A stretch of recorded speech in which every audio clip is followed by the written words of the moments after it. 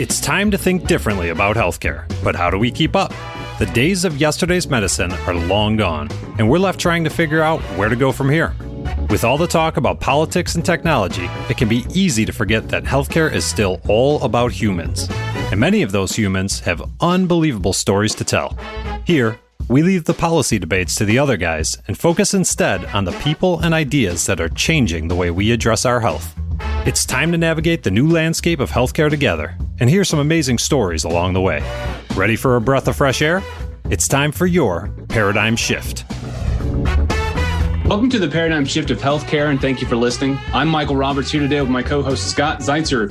This show is focused on the many ways that healthcare is changing and how the consumerization of healthcare is affecting practices. We talk about this topic on a regular basis over at p3practicemarketing.com, and we invite you to be a part of that conversation.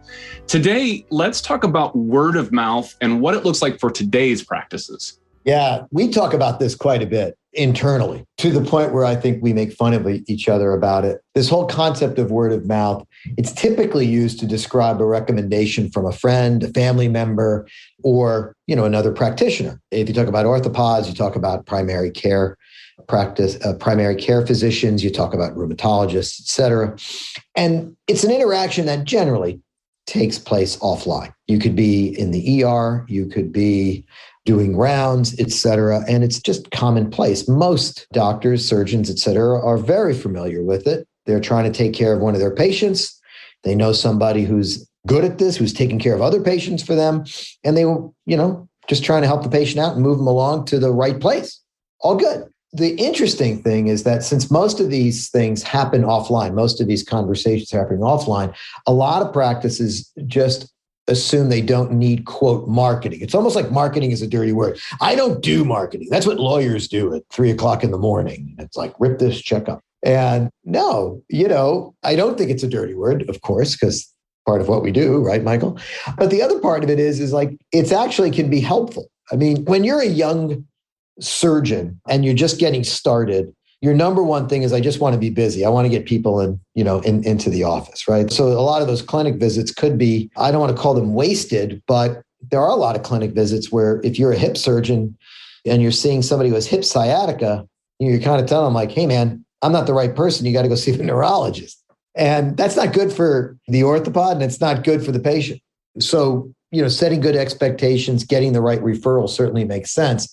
And online marketing can certainly help with that. And there's this question of like, why the heck would I pay for it? Michael, we get that a lot. Why would I pay for online marketing when I'm just, walking around doing my business and I can get that done? And the answer to that is, I really do wonder if enough surgeons out there realize how much business they're missing. Yes, you will fill up some seats by just being there, but you're going to miss a lot. Michael, you and I talk about this all the time. It's a misnomer to think that all incoming traffic is just, coming from family and friends or a primary care doc or other referring doc. There are a lot of people who get referred to you that don't go to you. Right. Michael? Yeah, I think a lot of this has to do with those ways of referring patients. That's still happening. Yep. Right. So that's definitely a part of the process. I think the thing that's probably the biggest change in all of this is what the patient is doing with that information. So you just talked about like, yeah, I got the referral, but I didn't go to that doctor. Sure. That's probably the point that we're most interested in here is, what does that leakage look like? I got the recommendation to go to them, but why didn't they follow through? What led that person to not make that decision to follow through with that? And it's one of those things that it's easy to discount because it's just like, well, I can't know, right? I can't know what the patients are deciding. I can't get in their minds. So like, I guess there's just nothing I can do about it. Or I'm too busy. I'm seeing so many patients. Like, what do you want? I've got so many people coming through, all that kind of stuff. So it does come down to, I think it's a good thing to think about, like, when should you care about this? Right? Like, we're into marketing. So of course we're going to say that marketing is a good idea. Right. So, but if you're busy all the time and you're not seeing the patients that are right for you, this is a time when you should care. If you don't have enough business, if you don't have enough patients coming in the door, this is a time when you should care. It's looking for those different opportunities to say, like, you know what, like word of mouth may not be working as well as I hoped right now, or word of mouth isn't really doing everything I hoped it would do, because there's such a false belief that if you're just a good surgeon, if you're doing a great job with your patients, that everybody will understand that and that you'll keep getting more patients. Just the quality of the work will speak for itself, and there's no need to do anything more. And let me jump in on that. So as a surgeon, Marshall Steele, he's made a very good living over the years of being a very good orthopedic surgeon, and also kind of delving into this, getting the word out by doing a great job. And I think I want to warn all the practitioners out there, doing a great job does not mean simply having a good surgery. It really doesn't. So Marshall Steele actually had a quick little article in the Journal of Orthopedic Excellence and Innovation. And he basically said, like, hey, I had this specific issue that required a neurosurgeon. Okay. And he found out through friends who the best neurosurgeon was for that specific surgery. Remember, this is a guy who's in the business, right? So he called that practice, and before he could even get to the surgeon, his interactions were so poor that he decided, you know what? I got to go find somebody else. And he dug deeper to find another practitioner. So I go back to who thankfully did a great job and took good care of him. When I talk about this, I always tell surgeons and anybody in a practice, call the front desk. Don't call your back line every now and then, right? See what happens. You know, it's so important. I think I brought this up in another meeting. It's in another radio show, excuse me. And, you know, it's very, very important that it's the entire conversation that's occurring. So now I go back to this whole thing about, you know, leakage that you just brought up, Michael. You know, you assume that every time the rheumatologist says you should go see Dr. X, that Dr. X gets the call. That is not the case, man. It really isn't. Yes, a lot do, but not as many as you think, right? Sure. I spoke to a surgeon who wasn't getting any more referrals from a couple of primary care docs that always used to refer to him. And they got bought out, you know, by a hospital system. And the hospital system basically politely told the docs, like, hey, if you think there's a medical reason why our orthopedic surgeons are not up to snuff to take care of a particular case, well, that's fine. You send them out. Sure. But if you don't, what are you doing? Yeah. Sometimes that's blatantly said. Sometimes that's, you know, quietly said or whatever. And so all of a sudden that conversation about controlling your own destiny comes into place. So I do think from the perspective of word of mouth, first of all, I think we need to reset what that means. That's paradigm shift, right? Word of mouth. It's like, it's not just going to be the old school of like, well, my mom went to you, so I'm going. I do think that people are going to look you up no matter what. You remember in the old days, be like, you need to take these 2 blue pills. Now we got people going online going, what's the blue pill? And should I take it? By the way, if I see one more pill commercial where you can die or something's going to come off of you, but don't worry about it while they're fly fishing, I don't know what I'm going to do. Different conversation we can have for a different day. But I do think that there's a couple of things when you talk about extending your practice's reach, word of mouth, it really is about getting the right information about who you are and what you're about, both old school and online, new school. Yeah. Let's talk about the patient side of this, right? Like, sure. We're talking a lot about like the practice referral, but also just let's talk about like the ways that these referrals can happen. You know, a lot of interactions are happening on social media. They're happening through email. They're happening through a lot of digital channels. Sure. And they're not things that you can easily observe and control. No doubt. So that there's a whole like component when they look at, you know, trying to attribute traffic and trying to attribute different pieces of information that this is a dark network. And it sounds so mysterious and so, you know, exciting, but it's just like, hey, it was Facebook Messenger.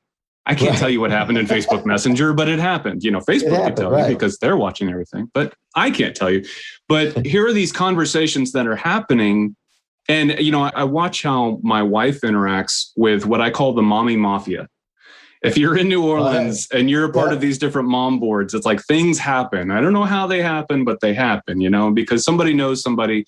Those types of networks, that's the same thing as what the old school way of right. communicating used to be. The moms, I'm sure 50 years ago, had their own way of communicating like that, different gathering points, that sort of stuff. Now it's online. So yes, there's a lot that's happening in person, but there's a lot that's happening as well online. And then all of the time that conversation leads to, I know this doctor, here's the site. Here's the review site that reflects that doctor. Here's the, information about how that doctor provides this kind of service. So all of this stuff that used to be just, like I said, in person or whatever, now it is happening. And that next step, it's so easy. The easiest way to get across that information is to go here. See, here's Dr. Smith. I loved Dr. Smith. He was so great. And here's his site. Here's his, whatever it is that you're using to point. I mean, it could be as simple as just saying, like, here's the map listing that can tell you how to get there. Sure. But all of those map listings have reviews on them. Every step of the way, you're getting some sort of reinforcement of this is a good process, or maybe you should reconsider. And it's all those, like, maybe you should reconsider points that practices should really be on the lookout for. No doubt about it. And, and I've had conversations with a lot of practices over the years where they poo-poo the reputation scores, where they poo-poo what other people are saying. And I'm like, look, man, I get it.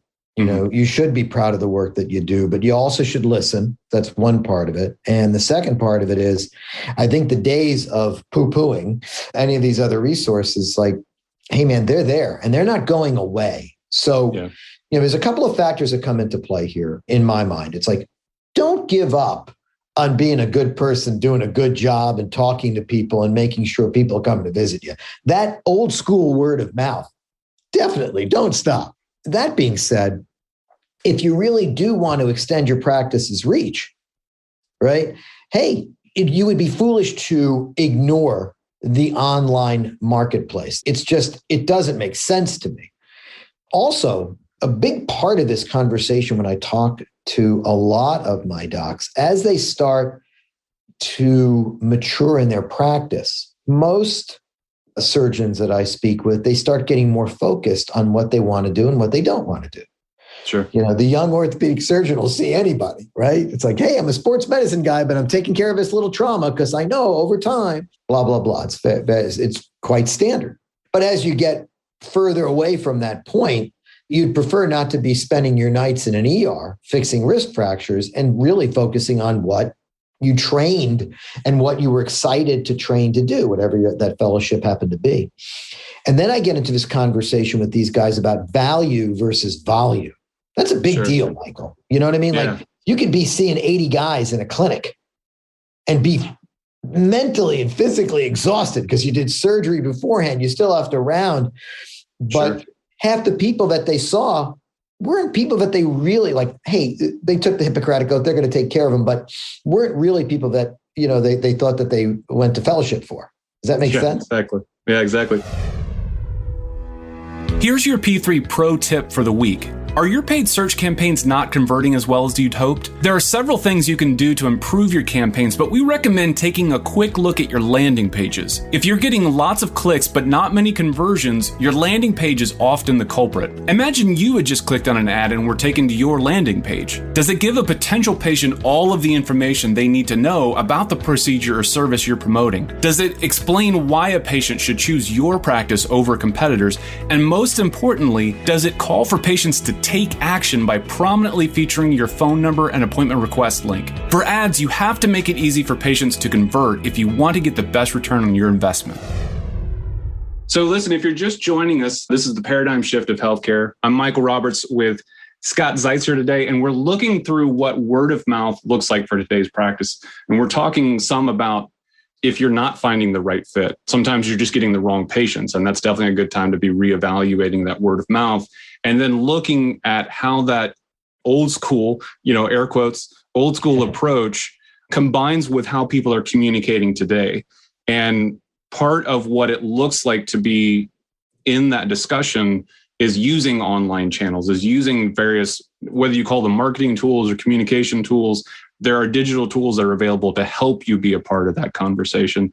So, Scott, as we're talking about this, like, what should practices be focusing on? We're kind of flirting with the ideas and we're kind of talking kind of all around some of the things that they should be looking at to really make this work, where should they start?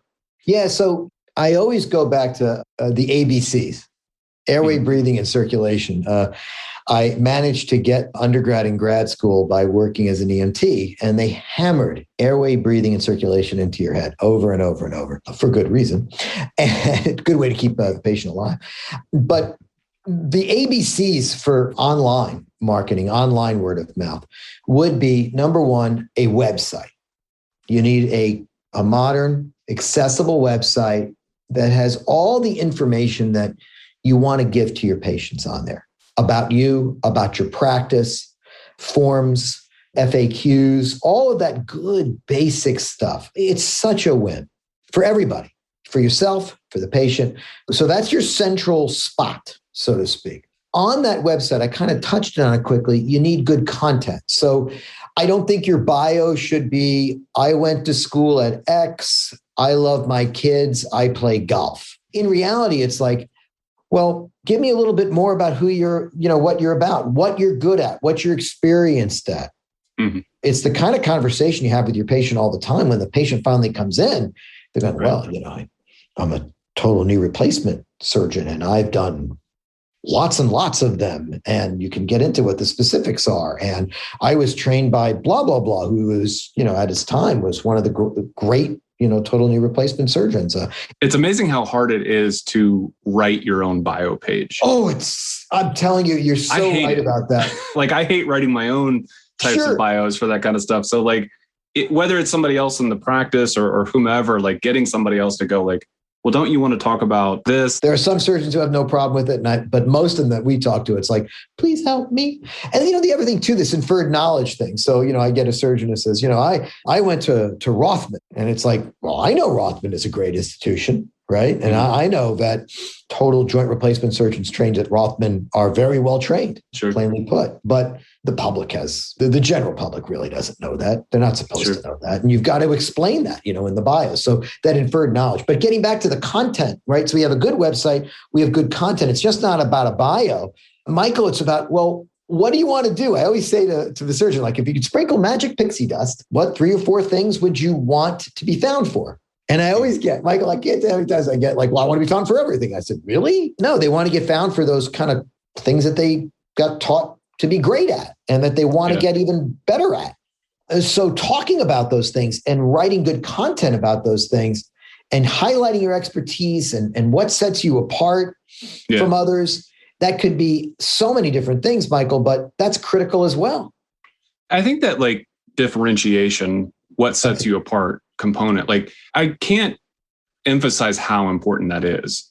Because not long ago, I had to have just a medical procedure done, but that one piece of it was what I felt like was missing from so many places. You'd go and you'd look and it says, I do excellent at this procedure.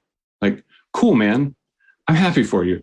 But there's 6 other doctors. Well, what do you mean by that? Like, right. There's 6 other doctors saying the exact same thing. So nobody came out and just said like, I do an okay job at this particular procedure, like I could squeeze you in and it would be fine. They're all excellent at it. Supposedly they're all trained at it. That's fantastic. I don't, but what is it that's going to make this doctor's approach different from this doctor's approach? What are the details that are going to help me make a decision? I do this approach and I do this because of this. It's very quick to lose a patient in that conversation. So I don't want to like get into like, this is exactly the way that I make the incision. But what are the benefits of the approach that you're using? Why should I care about this doctor versus this doctor? Because look, we mentioned it a couple of times, like consumerization of healthcare. Sure. My experience when I go online is to compare features and benefits now. I have the Amazon pages. I have the whatever else, site, doctor's website or whatever. And I'm looking back and forth at like which vendor I'm going to use to get a shirt. Well, if I can get enough information. So this is our decision-making process that's happening. Again, right? If we're thinking from the patient side of things, I'm shopping back and forth. And that's kind of can be like, I'm sure, like a gross thought for doctors to think of being like shopped for, one versus the other. But this is some of what's happening. That's what's happening. I agree with you. And, telling people that, like you mentioned, like, hey, I'm good at whatever, I'll be silly, jumping jacks. I'm expert at it. It's like, okay, why? Because there are 4 people online doing it. And again, I go back to so there are some people in that word of mouth conversation where they said, you should go see Dr. X for jumping jacks. And that's it. They're done. They're going to Dr. X for jumping jacks. But more and more, they're going online going, well, I know you said Dr. X is good. Or Michael, like you said, there's an institution where they mentioned 3 or 4, but I really like Bob. No one said anything, right? But that being said, people are still going to go online now. It's almost matter of fact. So I think it's critical that you realize that if you're a practice listening in, it's critical that you realize that there is a new modality for that. And content and having good information in there about what you do, what sets you apart, et cetera. Michael, that makes a big point. And just at a very simple level on how you can check with how well you're doing on that differentiation, go look at 3 other surgeons in your area. Pull up, don't worry about all the other things that we could talk about from design and accessibility and all those other kinds of things. That's for another time. Sure. But just when you look at their bio page or their page where they're talking about that procedure that you do, could you see why a patient would choose that doctor or you? Is there enough of a distinction between the 2 of you other than what school you went to? Right. Or I'm just, quote, better than that guy. It's like, all right, why? What is it that you do that, you wish more patients knew? I mean, that conversation, like I wish more people knew. When you talk about extending your practice's reach, it really is. I wish more people knew that I was really one of the top rotator cuff repair surgeons in this area. I was trained by one of the best. Like you start going into the conversation, when we write content, we literally interview almost like it's a school newspaper thing. And our people are very well trained at pulling out the specific details, because getting the right balance is always important, and writing it in such a way that a patient's going to understand it, Google's going to index it. That's a whole different conversation. Like we could have a whole show just on how to write good content, but good content's important. And I think the other part of it is online reviews. Mm-hmm. So I always shift the conversation when I talk to practices about online reviews. I always say, look, you go online and you find out that a particular hotel looks great. You go to their website, man, does that hotel look great? What beautiful rooms. And they say they have good food. Well, what do we all do? We go online and look it up. What are the Yelp reviews like? And every surgeon just kind of cringed when I say Yelp reviews because, Yelp reviews. It's like, well, people are reading them. Doctor.com reviews, health grades, Google reviews. I mean, Google's making a lot of money with their reviews because they combine it with their ads, right, Michael? I mean, so they're going to move it up. Yeah. So online reviews become so important. They're prevalent. They're out there. People are looking at it. Whether you like it or not, they're looking at it. And it's important. Yeah. We've talked with people that, compare the experience to feeling like they're being rated as an Uber driver. It's like, man, yeah, it does matter. It does factor into decision-making processes. Again, we go back to the example of, hey, go see Dr. Smith, go to the website. Hey, Dr. Smith looks like he knows what he's doing. And I see, this looks like an interesting surgical approach. And then I go look at the scores. Oof. And let's talk, you could have one site even that has a negative score, but you've got 7 others that have great scores. Again, people are used to seeing these kinds of things and they know to, make decisions around, well, hey, not everybody's going to be happy all the time. I get it. Some people get negative scores sometimes because they're just angry that day or whatever. There are a lot of different ways to approach how you improve your scores and all of that good stuff. But I think looking at it as the whole, right? Looking at it in terms of when I look at this doctor's reviews and I see overall a trend towards the positive, that's very reassuring to me. Absolutely. You're talking about surgery here. So for the practice that does surgery all the time, of course we're going to take great care of you. This is what we do, but for the patient, they're nervous and rightfully so. And so, of course, they're going to look up everything about you. And so if you do have a particular procedure and you've written about that procedure and you're telling a story, you're setting good expectations, like you were very well trained. This is what you can expect. This is how our team takes care of you. Again, the reinforcement on team.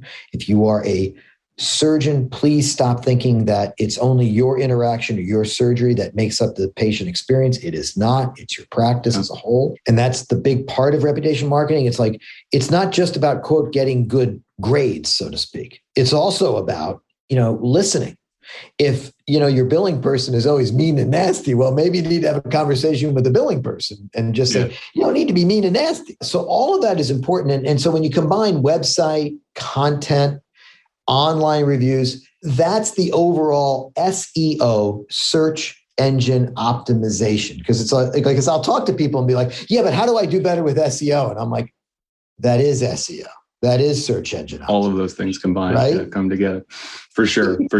And search engine optimization is a thing that we can go way down a very nerdy pathway. And I'm very happy to go down that pathway with people if they're interested in that conversation. But I will say that if you're a marketer and helping out a practice, I can't tell you how many times we've had great geek to geek fun conversations about what you're doing, how you're doing it. Yeah. So the word of mouth process definitely exists today. I think all these different ways that we're talking about moving this process online is essentially augmenting what was there before. That's right.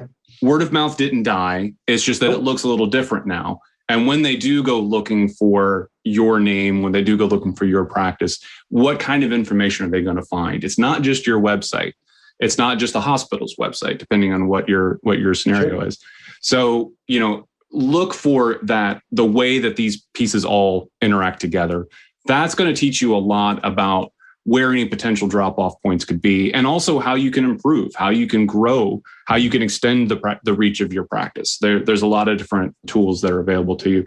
Guys, thank you so much for joining today. I really do appreciate the time for listening in. If you'd like to learn more, please feel free to visit our website at P3 Practice Marketing. We've actually set up a short quiz to help practices go through this thought process and think through their approach to word of mouth and what your next steps might be. So you can find that quiz on our homepage. Again, that's p3practicemarketing.com. Again, thank you so much and have a great week, everyone.